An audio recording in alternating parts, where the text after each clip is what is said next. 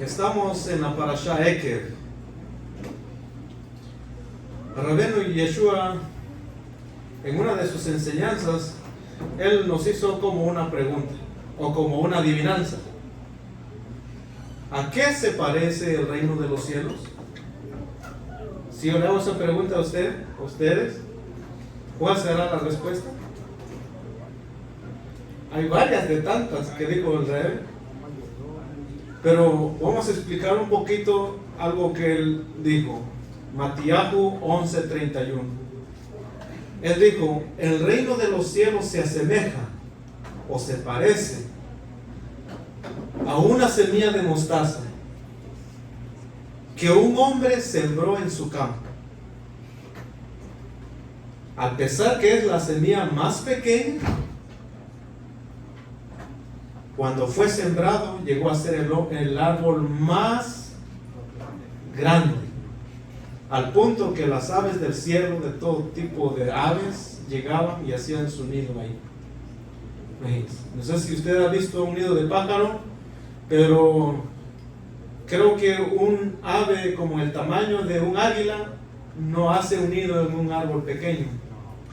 Rabenu Yeshua dice: todo tipo de árboles grandes llegaron a hacer su nido. Significa que ese árbol era sumamente grande. ¿A qué se estaba refiriendo el rey?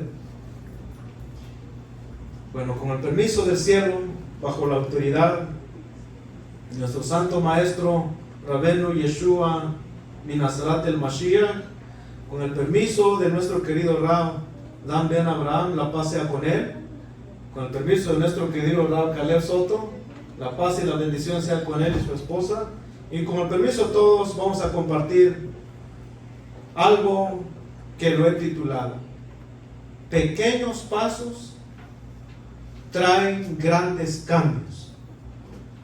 Y si no nos aprendemos nada de aquí, por lo menos aprendémonos esta frase. Lo vamos a decir todos: pequeños pasos traen grandes cambios. O también lo puede decir grandes resultados. Al fin y al cabo, el hombre no es juzgado por lo que hace, sino por los resultados que tiene en su vida. Nosotros podemos decir un montón de cosas, pero al final del día el resultado es lo que cuenta. Como dijo Moshe, las acciones son los que hablan por sí solos. Y eso es lo que vamos a extraer el día de hoy. La parashá Ekev dice la parashá que Dios, bueno, la palabra Ekev por consecuencia se ha traducido y dice: por consecuencia que ustedes guarden los mandamientos, yo te voy a bendecir. No habrá varón estéril en ti ni en tus animales, lo que se dice en Jafdalah. Dios te va a bendecir con todo lo bueno de la tierra, inclusive no vas a tener enemigos, y grandes bendiciones que Dios promete en esta parashá. Una de las grandes bendiciones están plasmados en pequeños actos, como lo vemos en la palabra misma, Ekev. Ekev se ha traducido también como talón. Se ha traducido como talón, es decir, las cosas más diminutas, más pequeñas, que los Jajamim han explicado mucho, que la gente suele pisar.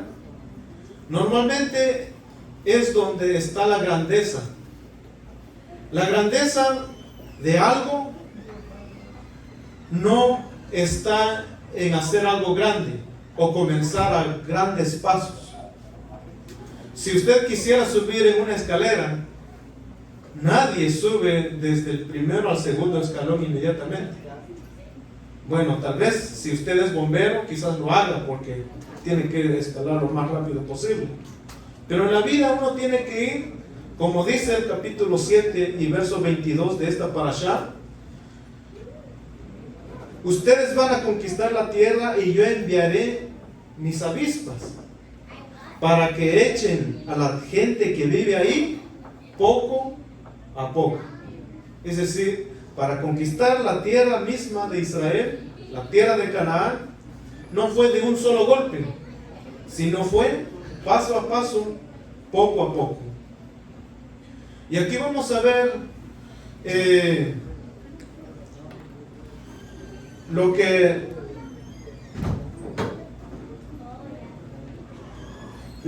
es de la parashá Ekev, o del nombre Ekev, como se dice, ¿verdad? Es los mandamientos aparentemente insignificantes o sin, entre comillas, valor que el hombre pueda pensar. Es ahí en donde Dios promete grandes bendiciones.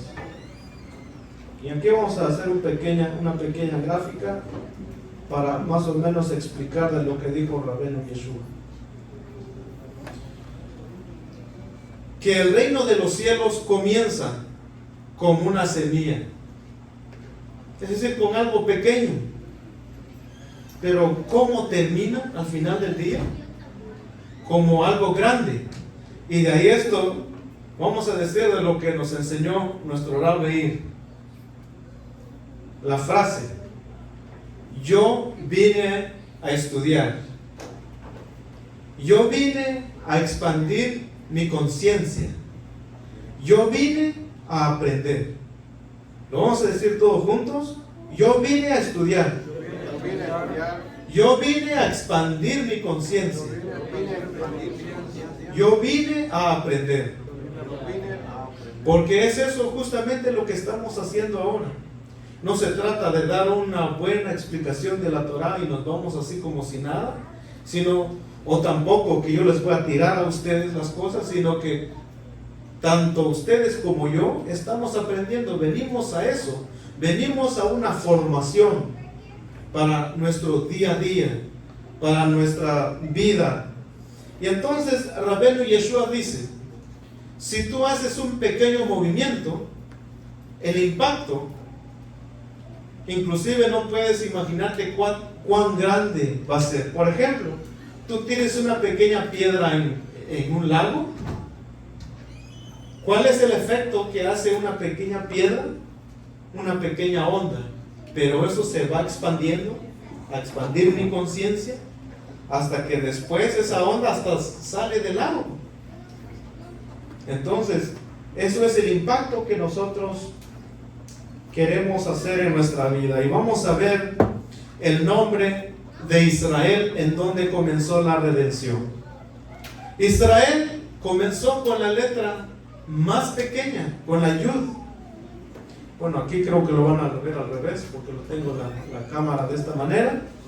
La Yud es la letra más pequeña del alfabeto hebreo.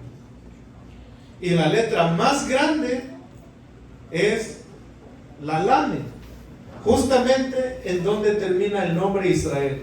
Israel comienza con la Yud, la letra más pequeña, y termina con la letra más grande. ¿Qué quiere decir?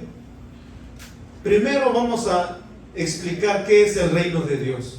Porque mucha gente piensa que el reino de Dios está ¿dónde? En el cielo, y pensamos que el reino de Dios está allá. Bueno, si está en el cielo, ¿cómo es posible que Rabenu Yeshua nos dice: buscad primeramente el reino de Dios y su justicia, y todas las cosas vendrán por añadidura? ¿Cómo se ha entendido este texto? Si es que se piensa que el reino de Dios está en el cielo, la gente dice: bueno, entonces tal vez significa orar sin cesar. Tal vez significa leer la Torah. Tal vez significa, no sé, cantar a Dios. Y entonces tal vez así estoy buscando el reino de Dios.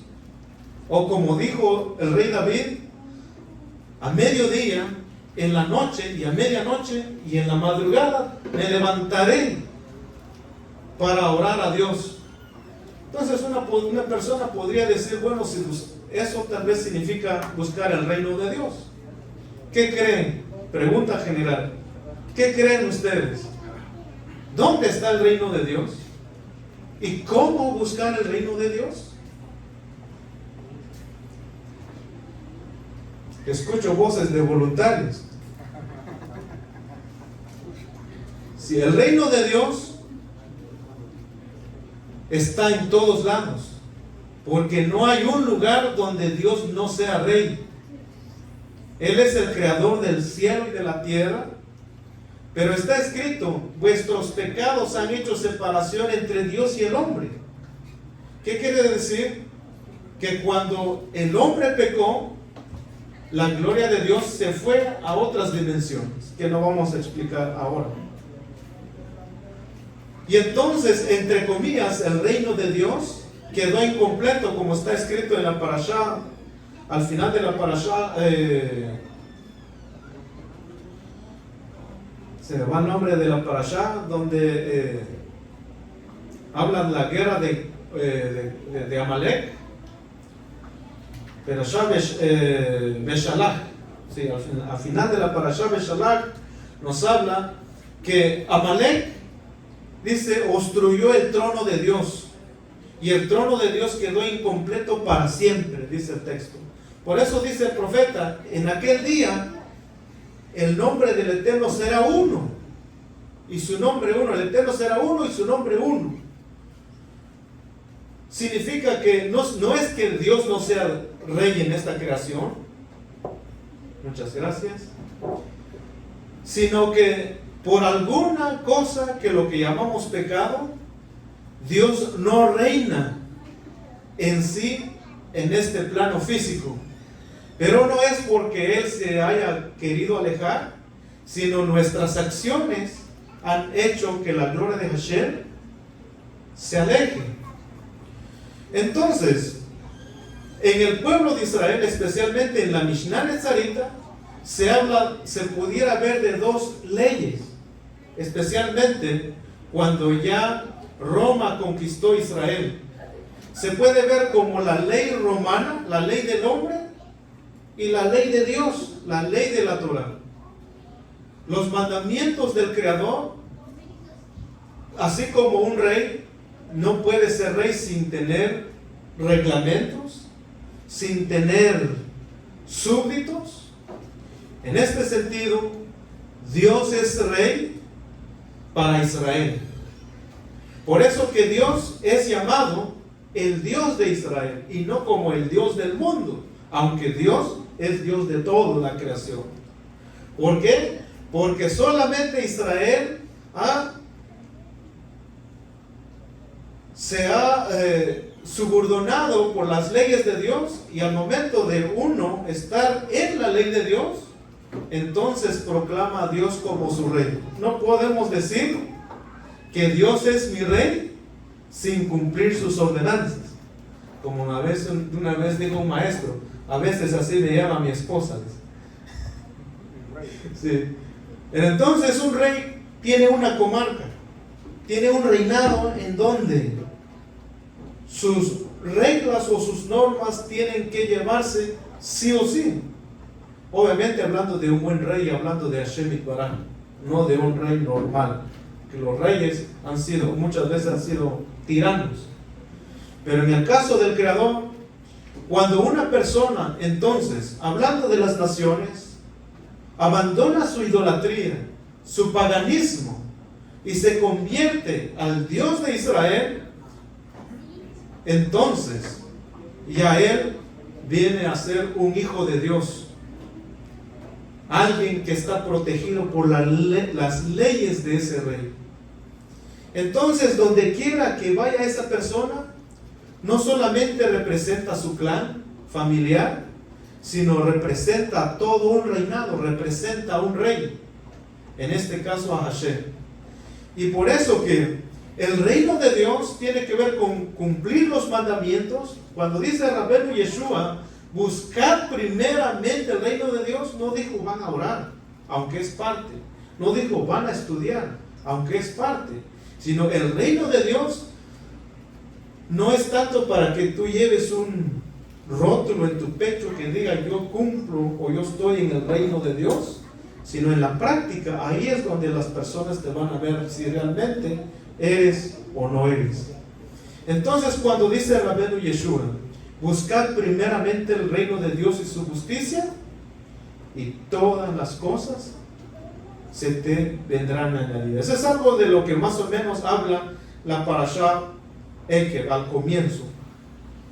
Entonces dijimos que la Yud es la letra más pequeña. El nombre de Dios, uno de los nombres de Dios, o más bien vamos a llamarlo el nombre de Dios, de tantos nombres que Él tiene, Él eligió un nombre para sí, para identificarse, en la cual es el tetragramatón, Yud, Kei, Vav, Kei. ¿Con qué comienza su nombre? Con la Yud.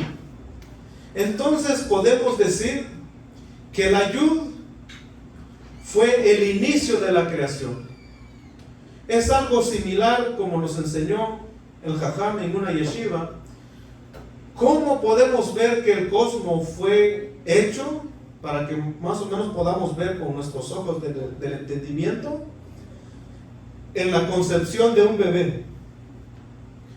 Cuando la mujer nunca ha dado a luz un bebé, luego se casa, ¿qué es lo que sucede con su vientre?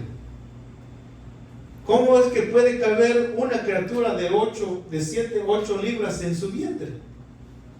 Si muchas veces cuando nosotros comemos una libra de porción en la comida, decimos, uy, ya no me cabe más, y ya estamos para reventar. ¿Cómo pues cabe una criatura de 8 libras en el vientre de la madre?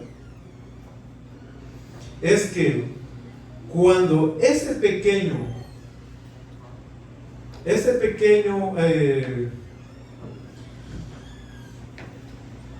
¿cómo se llama? Espermatozoide, cuando entra en el óvulo de la mujer, lo que hace eso, hace que los miembros de la mujer, lo que está en su estómago, en su vientre, hacen un pequeño espacio.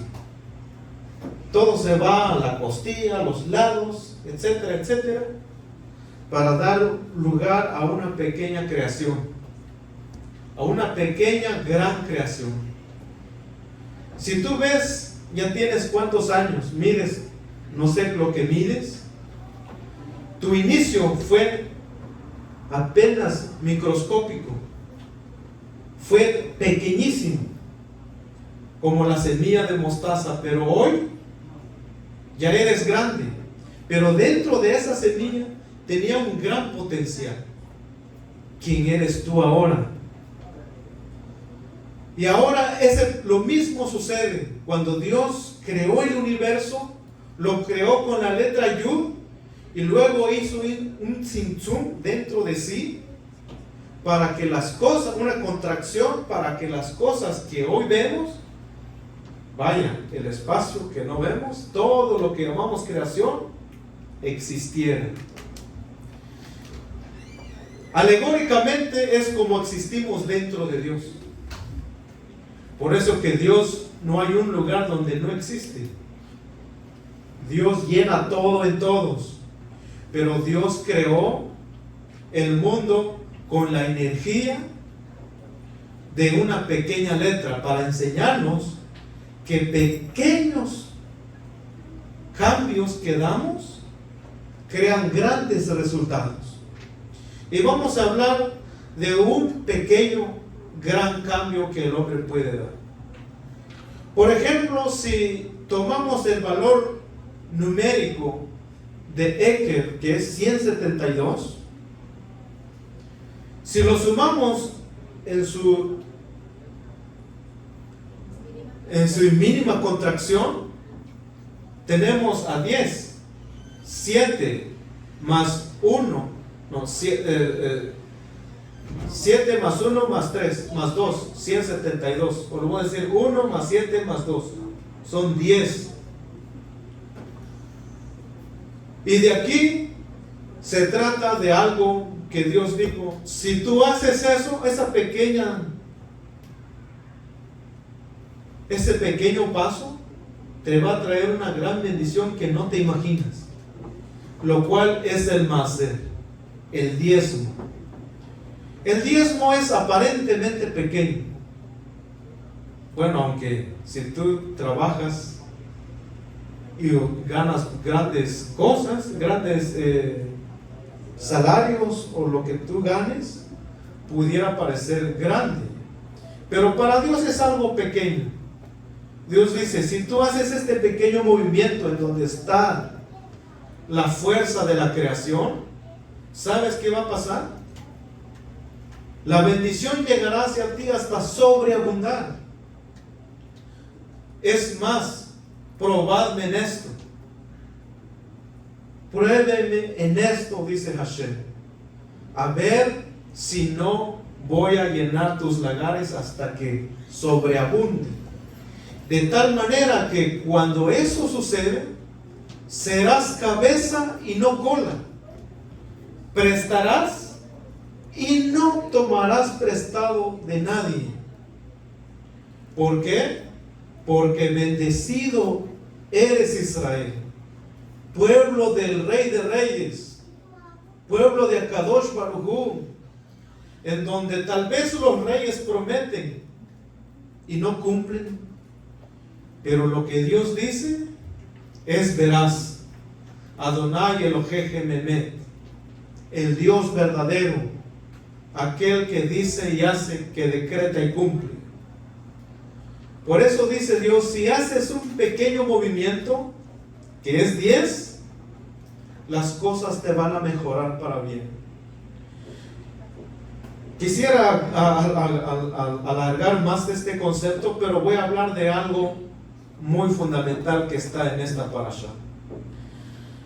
Uno de los mandamientos que a veces lo tomamos muy a la ligera y no sabemos la magnitud, el impacto que esto genera.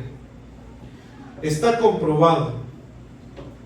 Eso es de lo que está escrito en el 8:10 de Deuteronomio. Comerás y te saciarás y bendecirás al Eterno tu Dios por la buena tierra que te ha dado. Ahora bien, dijo el Jajam, ¿cuándo es mejor bendecir a Dios o alegrarte? ¿Cuando te dan un regalo o cuando ya lo recibiste? Cuando están por recibirte, te dicen, ¿sabe qué, Señor? Este regalo te lo preparé para ti. Y hay gente que lo hace de emoción y no lo quiere entregar. No es tanto que no lo quiere entregar, sino miras que yo lo hice para ti con mucho cariño, espero que te guste y bla, bla, bla. Pasan 5 minutos y no lo dan. Entonces, ¿cuándo das gracias? Antes todavía, ya sabes que esto es para ti. ¿Das gracias ahí o cuando ya lo tienes en tu posesión? Cuando ya lo tienes en tu posesión. ¿Y cómo es tu gratitud? Con cara larga, gracias. ¿Enojado, molesto o contento? Contento. Entonces, la lógica te dice, ¿cuándo deberías agradecer a Dios inclusive saltando? Cuando todavía casi se hace la tercera guerra mundial en tu estómago, o cuando ya estás saciado y comiste. Entonces, ¿no sería causa de levantarte y agradecer a Hashem? Gracias, Hashem, por la comida que comí. Pero nosotros somos muy ingratos. Entonces, los Jamim elaboraron lo que llamamos el Birkat Hamazon. No vamos a hablar de ciertas leyes, usted lo puede ver, de las leyes que ya están impresos en el Birkat Hamazon, que son 6. Vamos a hablar nada más de una sola. Bueno, aunque en otras ocasiones hemos hablado justamente del Birkat Hamazon, me acuerdo que ya hemos dado 2 charlas específicamente del Birkat Hamazon, pero ahora vamos a remarcar una de estas reglas. Una de las reglas es que lo tienes que decir en silencio. Es decir, todo lo que está en la mesa, silencio. No se puede inclusive hacer muecas o gestos, o como por decir algo, o sea, ven para acá o siéntate. No, ya todos sentados, no se puede decir ni gestos, ni muecas, ni señas, ni hablar. Solamente aquel que va a exponer o decir el Birkat Hamazon. La pregunta es ¿por qué? ¿Y qué hay si yo hablo? ¿Y qué hay si hago señas? Me estaba autopreguntándome esto. Y descubrí, o más bien no descubrí, sino más bien reflexioné sobre lo que dice el Salmo 118. Dice: abridme las puertas, que voy a entrar a agradecer a Hashem. Esa es la puerta en donde todos entran por ellas, o algunos. Dice: los justos entran en ellos. Solamente los tzadikim saben abrir esa puerta, no todos. Entonces, la pregunta es: ¿cómo puedes abrir una puerta? La puerta para hablar con Hashem es a través del agradecimiento. A través del agradecimiento, tú abres la puerta y entonces hablas con el Rey de Reyes. Y por eso que ya media vez abriste la puerta, tienes que guardar silencio. Los demás silencio. Imagínense que todos los que estamos acá entrar al jajam ahorita, ¿cuál sería la reacción de todos? Aparte que nos ponemos de pie, silencio. Hasta yo dejo de hablar porque llegó al jajam. Imagínate hoy viniera el presidente, aunque cualquier presidente de cualquier país, ¿qué hiciéramos nosotros? ¿Entrar a Bukele aquí nomás por mencionar un presidente? ¿Estaríamos en nuestras cosas o le prestaríamos atención? ¿Verdad que sí? Entonces, por eso que se dice que en el Birkat Hamazon no se puede hacer señas, porque señor, señora, debes de saber que has abierto la puerta y con quién estás hablando. Por como dice en los rezos, dice: y hoy me preparo y dispongo a rezar delante de Hashem. Por eso que es la introducción de las oraciones que dice: he aquí que yo me dispongo a rezar delante de Hashem, para saber que estoy rezando, estoy hablando con el Rey. Entonces, en este sentido, en el Birkat Hamazon no solamente hay agradecimientos, sino también hay pedidos. Pedidos por refuah shelema, pedidos para reconstrucción del templo, pedidos personales, que todo lo que hagan en la obra de mis manos sea exitoso en todo. Pregunta: si esto es un agradecimiento, ¿por qué pides dentro del Birkat Hamazon? Los ajamim dicen: ya que se abrió la puerta para ti, aprovecha a pedir lo que tú quieres para ti. Y por eso que esta es una de las bendiciones que muchas veces se toman a la ligera o a veces no se hace. Entonces es una de las que tal vez, si lo hacemos caso, pequeños pasos, tal vez el próximo año tengamos resultados distintos. Porque si hay muchas historias de personas reales que tomaron muy en serio el Birkat Hamazon y su suerte económica cambió. Entonces, la bendición Hashem nos lo da en pequeños mandamientos que aparentemente no tienen ningún sentido, ningún valor, y lo hacemos a la ligera, lo hacemos rápido, como que si tuviéramos de verdad realmente prisa, y nos saltamos mucho. Como dijo el Jajam, sonríen que Hashem los ama. Y esto es justamente que tenemos que ponerle un poco de atención. Hashem Yitbaraj quiere bendecirnos, pero nosotros también tenemos que hacer las cosas que están de nuestra parte. Por otro lado, si nosotros leemos al revés la palabra Eker, nos da la palabra pecar, y Beká significa romper, roto, quebrado. ¿Qué quiere decir si nosotros quebramos los 10 mandamientos? ¿Qué creen ustedes los resultados que vamos a obtener? O si dejamos de dar lo que Hashem nos demanda dar, en el caso de los Maserot, ¿qué creen ustedes que va a pasar en nosotros? Todas las cosas que nosotros hacemos, no pensemos que son, pues son pequeños, no va a pasar nada si no lo hago. No, pequeños pasos traen grandes resultados. Y uno de estos grandes resultados vamos a ver justamente de lo que habla la mayoría de los Jajamim en esta parasha. Hablan de Ikbeta de Meshihá, en los talones del Mesías. Esta palabra Peká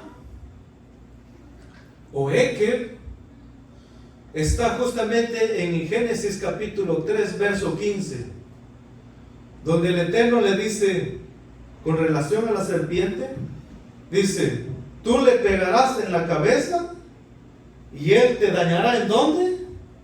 En el talón, lo que se ha traducido en otras versiones, en el calcañar, en el talón.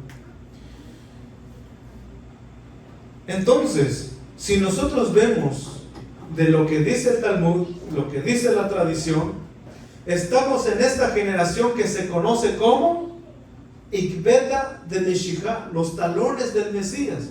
Pero espérate, como buen estudiante deberíamos levantar la mano y hacer esta pregunta: ¿cómo los talones del Mesías?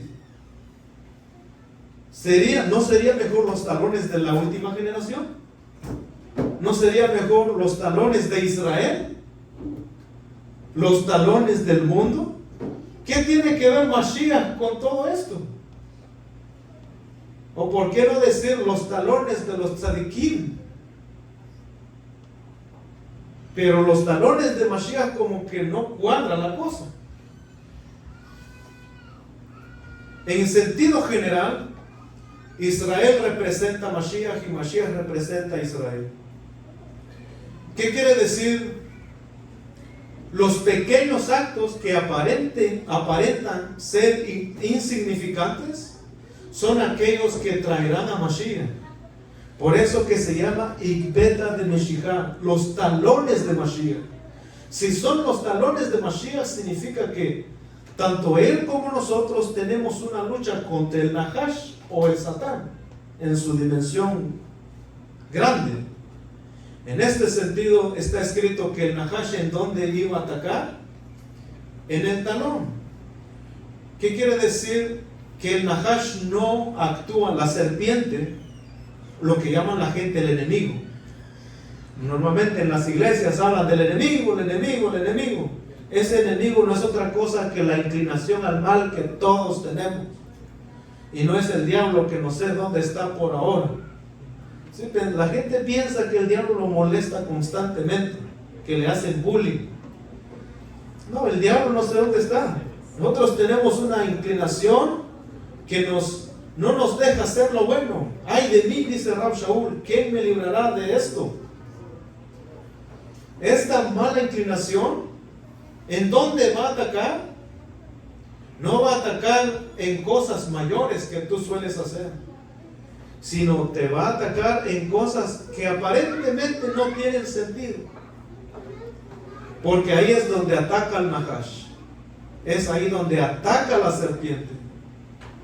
Y por eso que esos pequeños actos que aparentemente no tienen valor son aquellos que siguen impidiendo a que Mashiach se dé a revelar. Pero en el lado positivo, estos actos, si nosotros lo hacemos, por más insignificante que sea, como abrirle la puerta a una persona, como sonreírle a alguien, o decirle hola, hi, ¿sí? Aunque uno no sepa inglés, aunque sea en español, hola, la gente está ahí, no es una sombra, ¿sí? ¿Te contesta o no? Eso no tiene sin cuidado. Lo importante es que yo cumplí con mi parte. Yo cumplí con eso, porque hay personas que igual no responden. Eso es normal. Entonces, pequeños actos traen grandes resultados. Entonces, por eso que, y en esas pequeñas cosas, cuando la gente, las otras personas que no conocen Torah hablan contigo, rápido detectan que tú eres distinto, que tú tienes otro sabor, otro sazón. ¿Por qué? Porque no importa que tú vistes ropa de trabajo, no importa que estás sudado hasta más no poder, pero tu personalidad como hijo del rey, eso no se deteriora. La presencia de un hijo del rey, de un hijo de un presidente, no importa cómo esté, pero la presencia, con solo la presencia que uno llega, la persona dice: estoy con una persona realmente importante. Y son esos pequeños cambios que uno hace, que después, con la ayuda de Hashem, vamos a tener resultados distintos a lo que estamos ahora. Uno de esos pequeños pasos que di en mi vida fue justamente saludar a todos. Saludar a todos, comenzando en mi comunidad. Saludar a todos. Y no te vayas sin saludar a nadie, sin desearle un Shabbat Tov. Ahí empieza un cambio distinto a una persona diferente. Porque de otra manera, si no comenzamos con estos pequeños cambios, las cosas van a pasar. Como dijo el Jajam, una vez el Jajam estaba enseñando en la Parashat Kedoshim cómo honrar a los padres, especialmente cómo honrar a un rab, a un maestro. Y él dijo: no debería yo decirlo, pero no hay nadie que lo dice, pues tengo que decírtelo, dijo él. Escúchenlo, Parashat Kedoshim con el Jajam, buenísimo. Ahí aprendemos qué significa: ante las canas te levantarás. Y en este sentido, cuando alguien le va a saludar a uno, también seamos cortés. Párate por honor a esa persona y no lo saludes sentado. Párate, porque esos pequeños cambios traen grandes diferencias. Entonces, a veces queremos grandes cambios sin empezar con lo pequeño. En lo pequeño está la bendición. Aprendemos de cómo Hashem empezó su mundo. Aprendamos de dónde comienza la redención. El reino de los cielos comienza no con cosas mayores, sino con pequeños pasos constantes. Y esas cosas harán una gran diferencia. Una persona mejor, un ser humano mejor, hijos mejores, jóvenes mejores, adultos mejores. Nosotros tendremos grandes resultados en nosotros, pero eso todo depende de lo que hacemos hoy, de estos pequeños pasos. Que Hashem nos ayude y que podamos reflexionar en este mandamiento del Birkat Hamazon y que seamos agradecidos a Hashem en todo y reconocerlo en todo. Shabbat Tov.